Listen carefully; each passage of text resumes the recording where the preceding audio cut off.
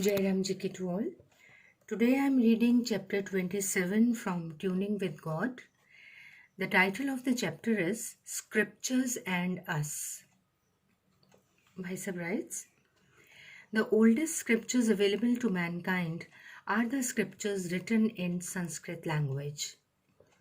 This is almost a universally accepted view.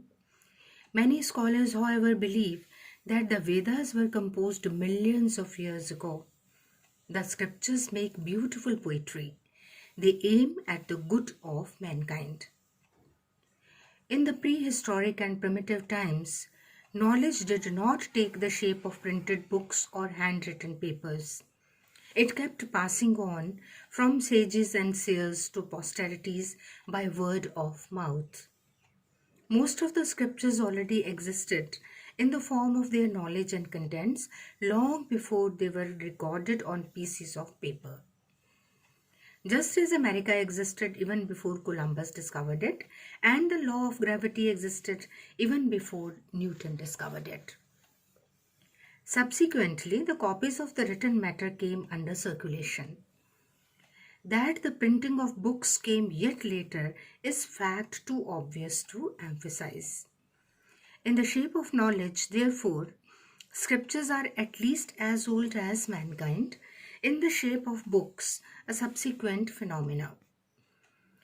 Bhagavata existed in the mind of Bhagwan Narayan, who communicated it to Brahmaji in 4 verses before the creation of the world. By now, it is in 12 cantos. Realized souls passed on the crop of their spiritual experience to deserving and desirous disciples.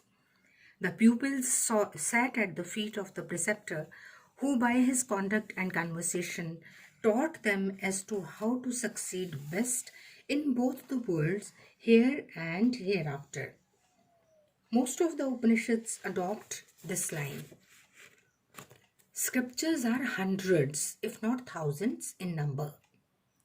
The reader is not tied down to the stake of a particular scripture for all his life. The wide variety is there for the individual to choose from, as may suit his taste and temper and his frame of mind. If luckily you have a Sadguru, he can safely direct you to the best for you.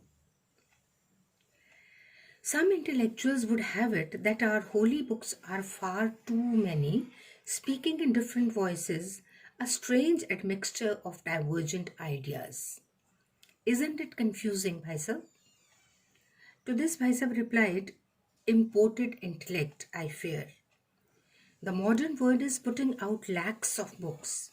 They serve different purposes. They cater to different calibers and classes of people. It is not possible to go through all of them.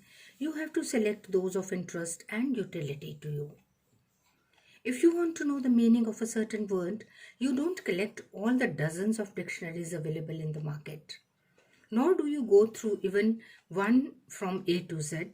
So also you don't need study all the scriptures, just go through the ones necessary for you.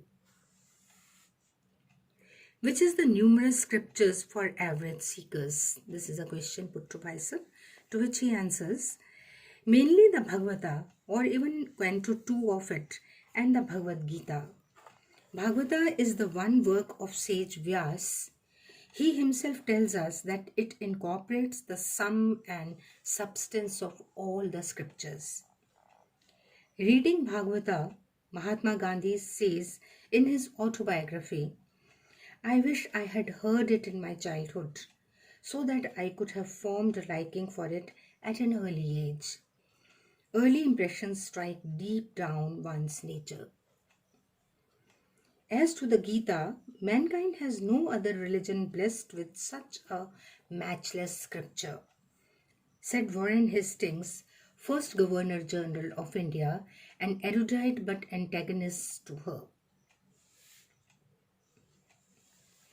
An intellectual said, to me the Gita seems to be an amalgam, a strange admixture of diverse and vague philosophies.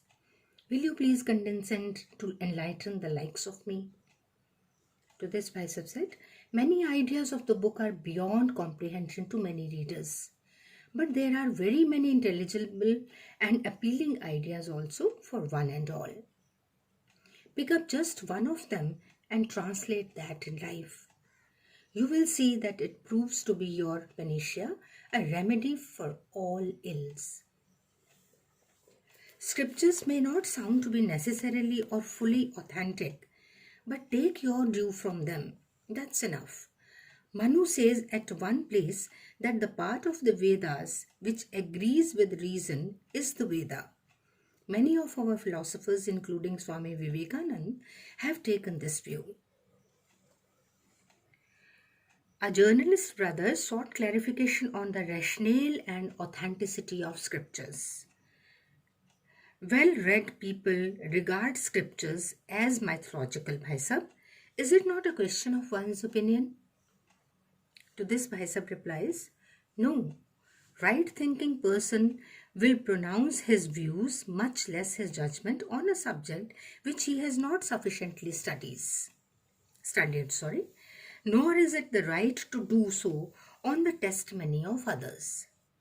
The responsibility of studying a time-honored subject thoroughly becomes greater before and if it is to be discarded. There is a common trend prevailing among intelligentsia to talk tall or ill of holy books without going through the text, which is very unfair. Ignorance may not always be a bliss, but a little knowledge is definitely dangerous. Most of the enlightened people will confess that they have little knowledge of the text of scriptures. Swami Vivekananda quipped, how many in our country truly understand the scriptures nowadays? They have only learned some words and confused their heads with them. Setting aside the real meaning and purpose of the scriptures, they fight over words only. Periodicals publish a lot on and about scriptures. Oh, don't you rely on them. For many, it is but a sell-well technique. For many, it is but a sell-well technique. Others may unwittingly feed readers with misinterpretations and misquotations. At times, they quote the text out of context. Even preceptors and preachers get into it at times. There's a question. Don't scriptures claim to be the final word and encourage blind faith in them? Bhai Sahib replies, oh no, never. Instead, they encourage reason and inquisitiveness. The exponents narrate the discourse and sequence of events as obtained by them from their revered ones, adding of course their comments thereto. The highest authorities pronounce views without any bold claims of finality. They quote the sources of their information. They don't put listeners under any obligation to take their word for it. Questions are put unhesitatingly and answered gladly. Most of the scriptural literature is in the question-answer form. Bhai Sahib, religious people believe and proclaim that religious books are above any shadow of doubt, the final word as they come from God Himself. Sinners are those who don't believe in them as such.